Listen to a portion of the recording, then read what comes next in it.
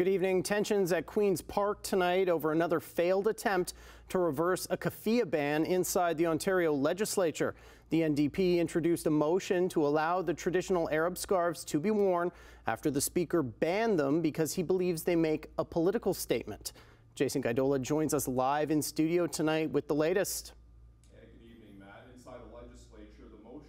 Unanimous consent to lift the ban. However, at least a handful of PC caucus members voted no, resulting in the vote to fail. The result then sparked a frenzy inside the chamber's viewing gallery, and Hamilton MPP Sarah Jama ignored the ban. Continue on, we have amongst us the most diverse caucus in the history of this province. Protesters inside the Ontario legislature shouted "Free Palestine" following an unsuccessful vote to overturn a ban on keffiyehs. This House stands in recess for 15 minutes. Today, Ontario's NDP opposition tried to seek unanimous consent in an effort to reverse the ban for a second time. But after the motion failed, legislative security ejected the onlookers wearing the traditional Arab scarf, and the House Speaker called for a recess. Even Hamilton Centre's Sarah Jama put on a keffiyeh. I didn't know that protest was happening. I was going to wear the keffiyeh regardless. I don't plan on removing it, but I haven't had that conversation. They can't on the one hand censure me and then on another hand recognize me when it's to their benefit, so they have to pick something to do.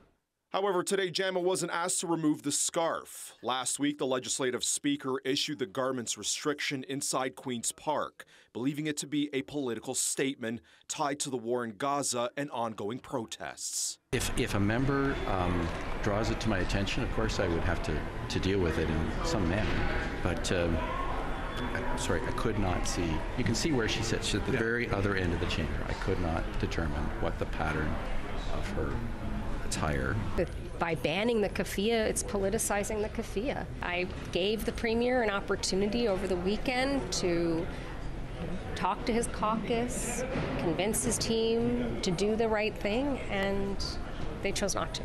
Premier Doug Ford wasn't inside the chamber this morning, but his office issued a statement just before the vote, saying the Premier has been clear that he does not support this ban and has called on the Speaker to reverse his decision.